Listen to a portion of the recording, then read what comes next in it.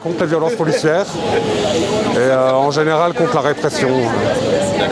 Parce que je suis contre l'utilisation politique de la police, hein, contre la violence en général, et puis contre cette violence d'État, ce néolibéralisme qui dépasse les limites, et ce gouvernement qui se croit tout permis, qui ne respecte pas les citoyens. Parce que pour manifester contre les violences policières, depuis le début du mouvement des Gilets jaunes, on est matraqué, violenté, donc on est plus que légitime de participer à la manif. Je suis présente ici tout simplement parce que je fais partie des personnes concernées justement par cette lutte contre les violences policières. Et donc du coup je suis là pour que ma voix soit entendue, pour faire valoir nos droits et tout simplement pour que justice soit faite, enfin quoi. Ouais, oui, j'ai déjà participé à des manifestations, surtout pour toutes les luttes, autant féministes, autant du coup contre le racisme et les violences policières, pour les droits LGBTQI+. Je suis toujours présente parce que pour moi, c'est à ce moment-là, pendant les manifestations, avec le plus grand monde, que nos voix sont le plus écoutées. Et du coup, ouais, je suis présente. Depuis 1 an et demi, 2 ans, quasiment tous les week-ends, que ce soit sur Paris ou Nancy, voilà, à peu près. Bien, alors je manifeste depuis le début, moi, depuis novembre 2018. La première manif à Nancy Centre, c'était le 15 décembre, je crois, 2018. C'était pas déclaré, on s'est retrouvé à 800 à peu près, et puis on a fait le tour de la ville. On a forcé un barrage policier à l'hôtel des Finances. Ils n'étaient pas du tout préparés à avoir autant de personnes, et c'est après que ça a commencé à se durcir. Enfin, je suis un peu de toutes les manifestations, mais pas que. Manifestation, ce n'est qu'un aspect de nos actions. Moi j'ai commencé les manifs donc du coup il y a 1 an et demi, en gros il y a 1 an et demi avec les Gilets jaunes.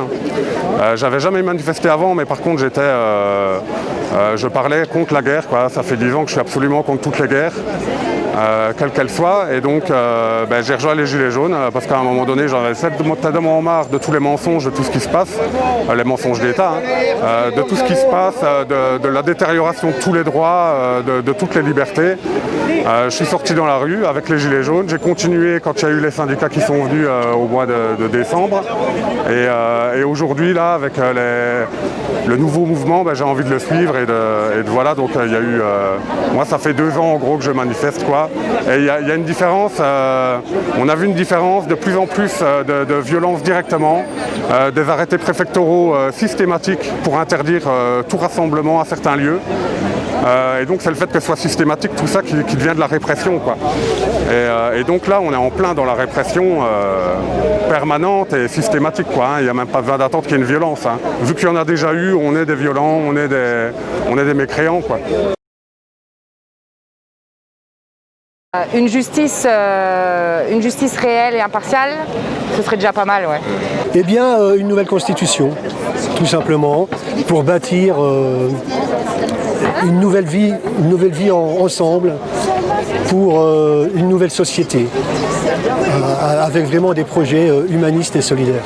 Alors, mes revendications, c'est de vivre dans un pays librement, c'est-à-dire là où on peut s'exprimer librement, avoir des opinions politiques contraires à celles dominantes, où on n'est pas jugé parce qu'on est de gauche, parce qu'on est noir, parce qu'on est différent. Et voilà, aujourd'hui, c'est vraiment pour ça que je suis là. Simplement, c'est que justice soit faite, que toutes les voix soient entendues, qui arrêtent justement d'avoir cette distinction entre les personnes et que tout le monde soit justement sur le même pied d'égalité. C'est hyper utopique de dire ça, mais il y a un moment, je pense qu'il faut qu'on lutte pour ça. Il faut qu'on arrête justement de stigmatiser, de discriminer, et en fait justement je suis là pour ça, pour montrer que la France n'est pas un homme blanc cisgenre et qu'il y a de tout et que toutes les voix doivent être représentées. Mes revendications, c'est que les bavures et tout ça, ça s'arrête, les violences policières, les abus de pouvoir, etc. Voilà, en fait on en a trop vu et il y en a trop tous les jours, et il y a beaucoup de gens qui en souffrent, etc. Et voilà.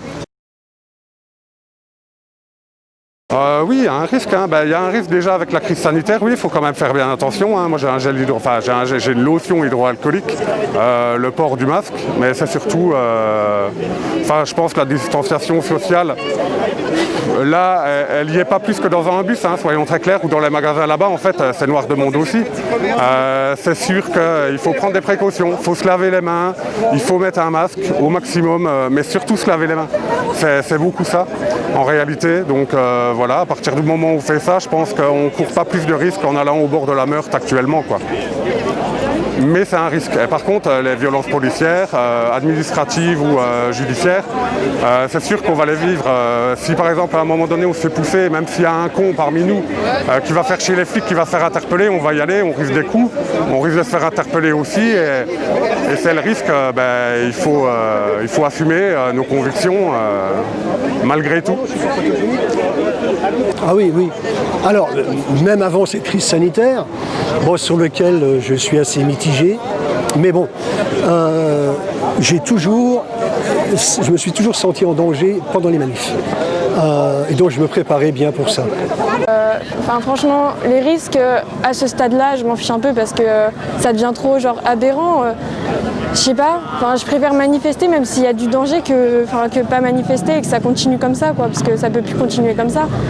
Bien sûr que je prends un risque, mais j'ai envie de dire tout d'abord pour la crise sanitaire que le risque je le prends quand je marche chez moi et que je rentre toute seule, que le risque je le prends quand je prends le train et que on va me demander si soit j'ai mes papiers, soit si j'ai bien mon titre de transport, que le risque je le prends en fait au quotidien et que je sois là ou dehors tout simplement en train de marcher, forcément ouais je prends des risques. Donc oui, bien sûr que je prends des risques maintenant, bien sûr que quand il y a la police qui vient avec ou même les CRS et qui foncent sur nous, je me dis que forcément bien sûr je peux prendre le risque d'aller en garde à vue voire pire et du coup ouais c'est un risque tout le temps.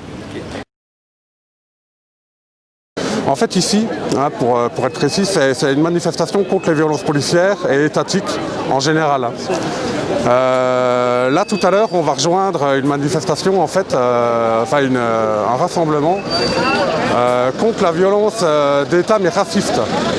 Et je trouve qu'elle est particulière parce que en fait c'est la seule violence. Moi par exemple je peux enlever mon gilet jaune, je vais aller dans un magasin dimanche, personne ne verra que je suis gilet jaune, que je suis de gauche, que je suis tout ça. Tandis qu'un jeune, disons-le, un jeune noir, un jeune maghrébin, un jeune machin, lui il va vivre une expérience parce que nous en plus on le veut. Mais même si on le veut, c'est quand même dégueulasse. Quand on se fait taper, on a mal qu'on soit gilet jaune ou noir. Mais quand on est noir, on n'a pas de... C'est pas qu'il n'y a pas d'espoir, il y a toujours de l'espoir, mais il n'y a pas de solution pour éviter ça en fait. Si tu tombes sur un flic raciste, si tu as affaire à un État qui est plus ou moins raciste, tu peux rien faire du tout, tu peux pas enlever ton gilet noir, tu peux rien faire du tout. Et ça c'est quand même une condition vachement particulière qui mérite d'être défendue vraiment. Parce que dans chaque combat en fait, chaque combat ça demande vraiment beaucoup d'énergie de certaines personnes qui se concentrent là-dessus. Et ça mérite que des personnes se concentrent sur le sujet parce que c'est trop important, quoi. Tu peux pas laisser ça faire. Enfin voilà pourquoi c'est important, Black Lives Matter. Personnellement, de manière directe et brutale comme ça, non. Mais je me sens concerné parce que moi aussi, je suis pas noir, mais je suis immigré, je suis arabe. Et voilà quoi. Et plus j'ai le teint de peau, etc.